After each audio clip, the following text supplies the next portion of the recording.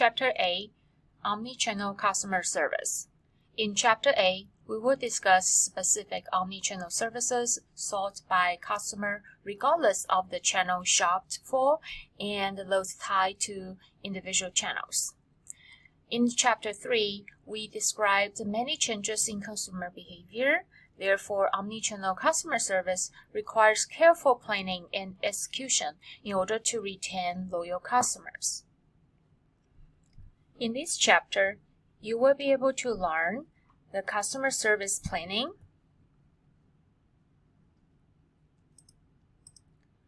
how to outline the customer expectations regarding service about various channels, to identify the customer service characteristics they are shared by top retailers, to illuminate strategies that will enable effective customer service across channels, and then last is to recognize the importance of customer service in the customer relationship management. Let's go ahead and start it. So first, we would like to talk about the fundamental elements for effective omnichannel customer service. In this framework, we will cover the different levels of omnichannel customer service in the macro level, micro level, the fundamental services, and enhanced service. Then we will talk about customer relationship management practices that has become more competitive as retailers strive to provide more meaningful experience.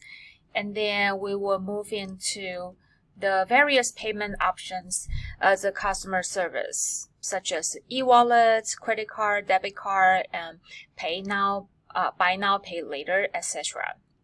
So first, macro versus micro level.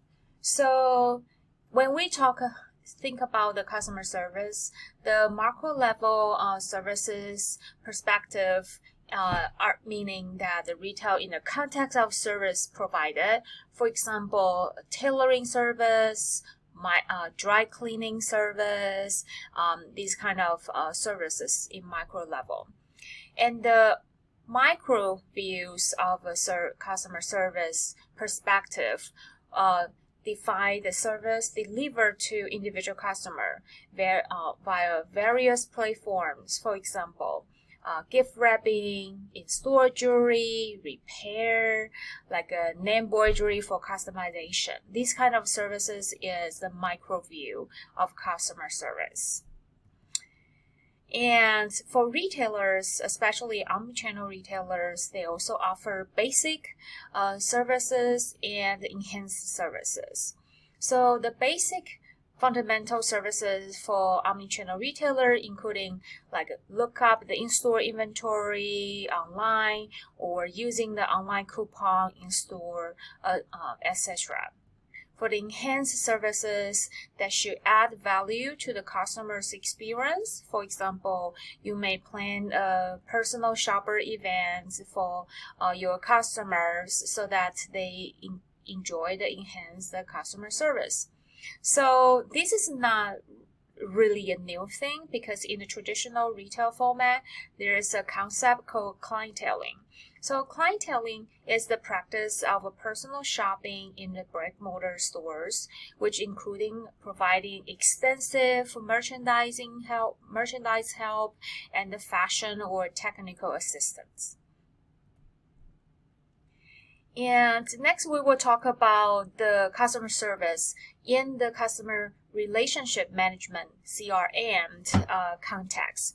So, according to NRF, 68% of the surveyed retailers use data mining tools to help with their customer service, and 84% use the website statistics to help them. And more than half of these retailers use CRM software such as HubSpot or Salesforce, and then 78% use data for their customer support. So as you can see, data is very important for the retailer to provide customer service. And when it comes to the CRM philosophy, that's mainly based on three tenets.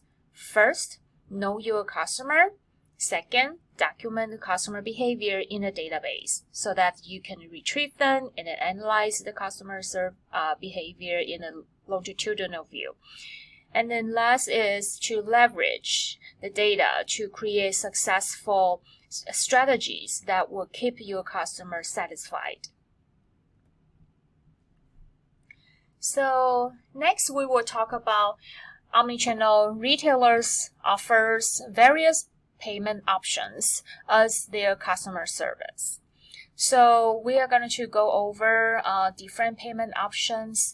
First, we will start with credit card, debit card, or store card. So payment process POS software and hardware, including like Clover, Square, that retailer can use to process the payments in the POS. And then credit card and debit card are two major used plastic cards that in the United States. And store card is also called rechargeable or prepaid card. Like you may have experience to use like a Starbucks store card as a gift card, right? And then these or like a Visa or Master payroll card, those can be repeatedly deposit money into these cards. And then there's also called the open loop card and closed loop card. So open loop card meaning that with these cards you can use in any retail outlets with no money. A Visa gift card is open loop rechargeable prepaid card. And then so for the closed loop card will be like a specific retailers gift card, like a Walmart, Starbucks gift card. Those are the gift cards that can be only used in specific retailer store.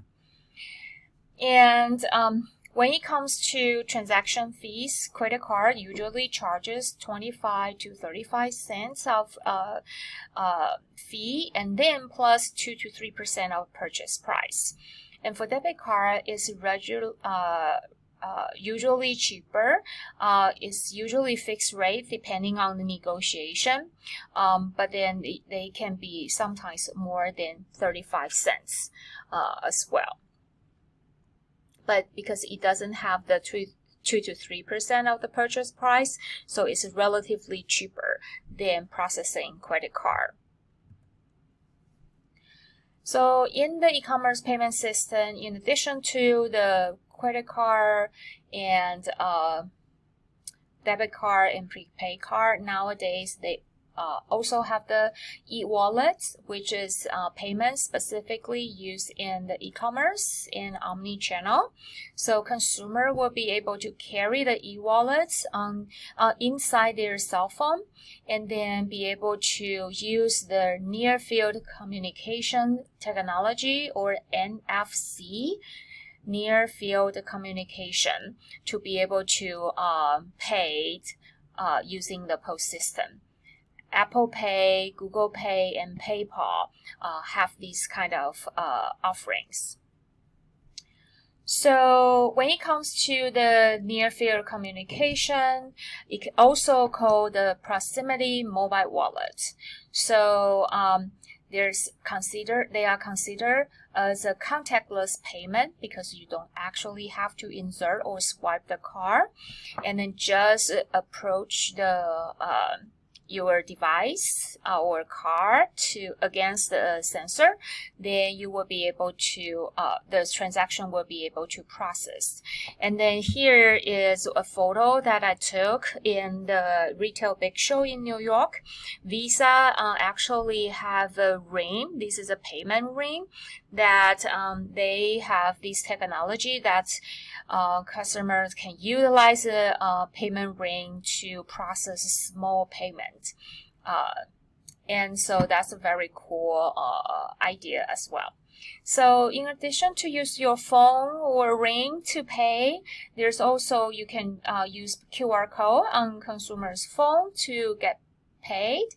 And then so like a lot of restaurants nowadays, they will give you the check, and then with the QR code, consumer can scan the QR code and then able to pay the bill using their smartphone.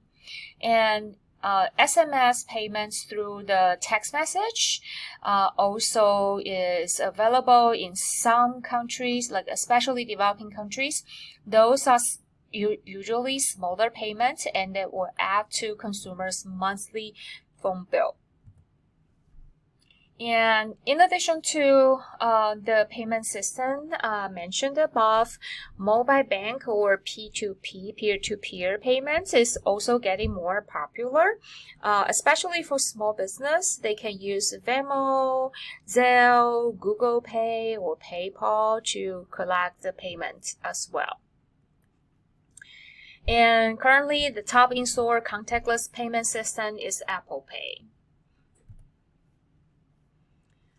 So now we have talked about the major payment systems and payment methods. Next, we would like to talk about other payment systems and some terminologies. So e-micropayments refer to small transaction, usually lower than $5, occurs in the e-commerce setting. So think about this kind of scenario. John goes to an online music store and purchases a single song that costs 99 cents. Mary goes to a website selling digital images and clip art. She purchased a couple of images and at the cost of 80 cents. And then for these kind of scenarios, those payments and transactions are very usually small, and then they're especially popular among minors. And so the purchase of music, online games, or ebook, and then through the Android Play Store or iTunes is very common. And so and then in some countries, you can also use the micropayments like in vending machines, right? So these are the micropayments, and usually these payments will be accumulated through a period of time. So if you have experience, you purchase a song on Apple, iTunes, and then you don't get the receipts in your email until 2 to 3 days later, that is because they waited to 2 to 3 days, accumulate a bunch of transactions, maybe in millions or thousands, and then to process with bank altogether. And so in this way, the payment company will be able to negotiate a lower fee with the bank when they process this e-micropayment. Some other new payment system is called Buy Now, Pay Later, which is a microloan issues to customers by retailer or like a third-party platform. Klarna, Afterpay, Affirm, the major players nowadays work with retailer to offer the microloan so that consumer who cannot pay in the beginning can take a monthly payments with no fees. So Figure 8.2 shows you nowadays contactless biometric payments is also getting more popular. Biometrics payments refer to the payment made by scanning body parts such as retina or fingerprint scanning or facial recognition or even via the voice recognition. So China actually has been utilizing the facial recognition payment system in a lot of their major supermarket system.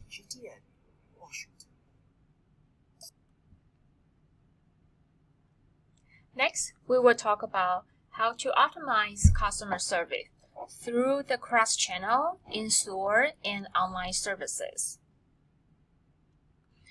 In the cross-channel services, omni-channel, retailers need to install a flexible POS system that can integrate marketing, sales, and customer service departments together.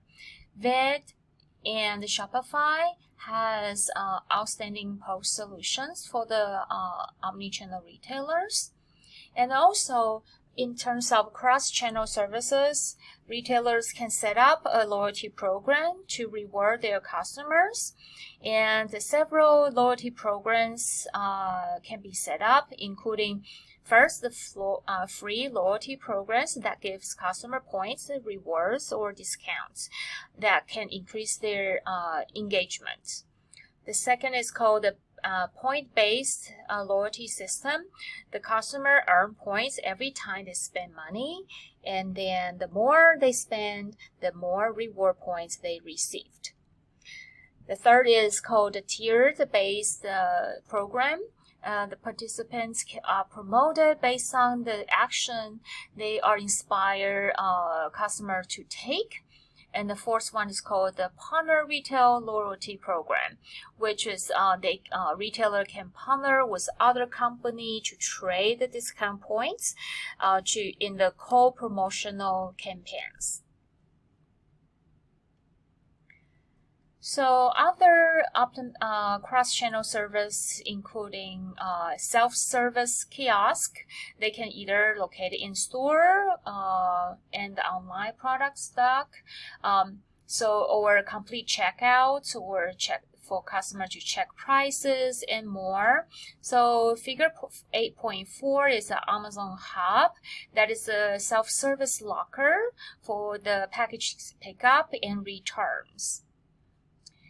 And then omnichannel retailer can also offer personalization in terms of product recommendations. Remember earlier we talked about using data to provide the customer specific recommendations, and also you can send personalized anniversary promo codes through email or text message to engage your customer. And others can be return products cross channels. Omnichannel retailer can offer flexible return policies with seamless data integrations in place across their channels. We will talk about some negative impacts of returns, and then the new strategies and platforms that offer more flexible returns system management. So next, let's talk about in-store service. So in-store, omnichannel retailer can offer the front-end service. These are the customer-facing service, such as assisting customers' needs and inquiries.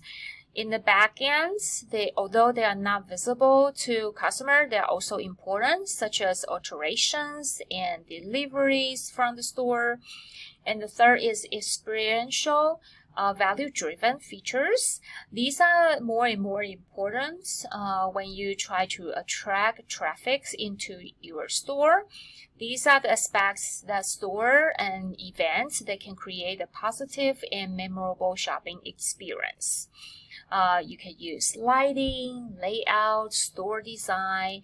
Large stores like the figure here, they are known for their color, smell, and sound. So going to a large store, consumer get the full experience of how their products feels like, and then that is attract a customer going into their store before they perform a purchase. Next, we will talk about online-centered service. AI and machine learning are the key in playing in the online-centered service. So you want to provide communication-enhancing service using the AI or machine learning technology that can suggest products.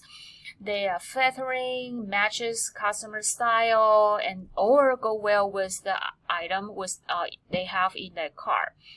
And the email and chat service, chatbot, and email service can be automated and to inform customer of their current promotions, new products, and help answer questions about a product. A lot of luxury brands has adopted these like online AI chatbot service. So now we have gone over various strategies to optimize customer service in the cross-channel, in-store, and online perspective. Next, we will talk about the negative impact on consumer service. And then mainly we will be talking about customer returns, fraudulent returns, and consumer data security and issues. So there are negative impacts on customer service for omnichannel retailers.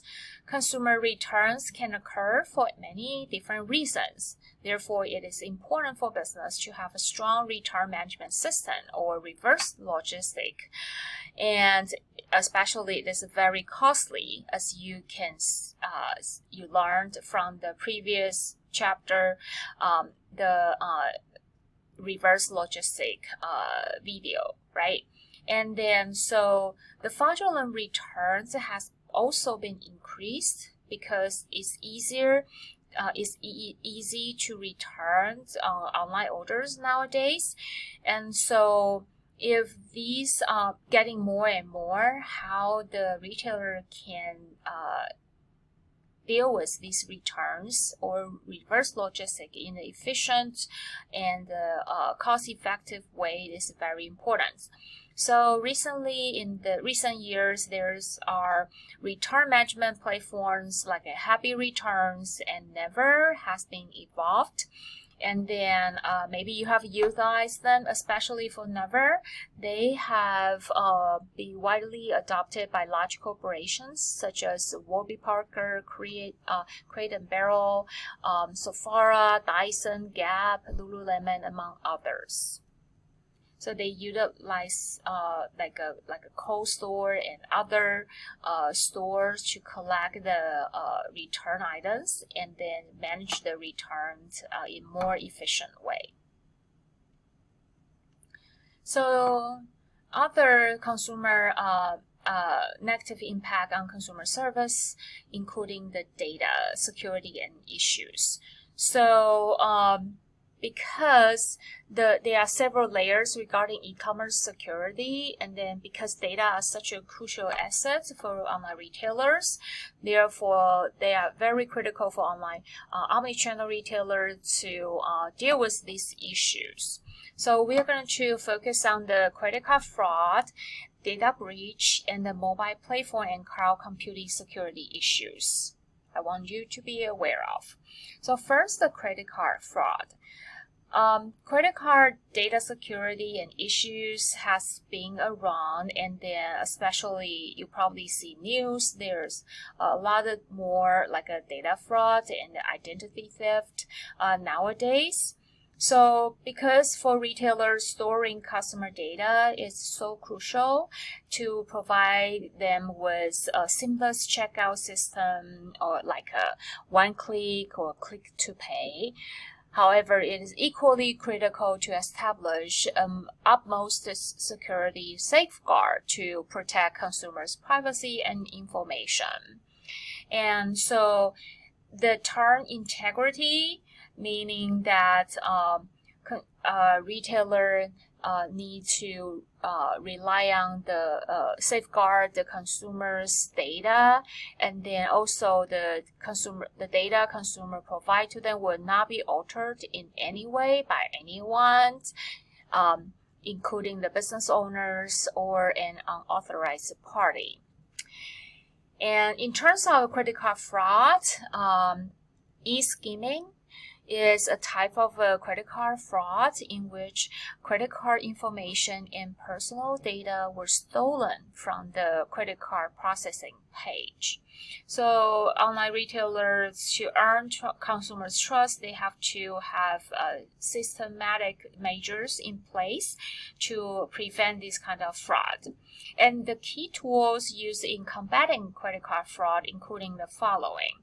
First, it's called Address Verification System or AVS system. They use zip codes as a verification. Remember, like when you use a credit card in a gas station or something, they will ask you to put in your zip code. So that's one of the easy way to verify the authentication of the credit card. The second one is called card verification number, which is a CVN number, the 3 digits at the back, on the back of the credit card. Retailers and the credit card company also conduct manual reviews when the AI or assistant catches a suspicious pattern of the credit card usage. For example, someone live in like Texas, and then suddenly in the afternoon they have credit card usage in Europe, and then to purchase like a train card, tickets, and so those are considered as suspicious, and then they will require manual review and the security alert. And also, companies should adopt fraud screens and automated decision models to decide when the transaction should not be approved or turned down, and in case to preventing the fraud transaction.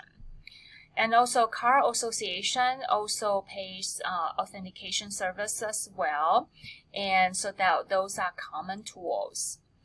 A lot of time, a lot of retailers also put together a so-called negative list, which is a file that includes the customer's information, including their IP address, names, shipping or billing address, and contact numbers, and the status of that customer.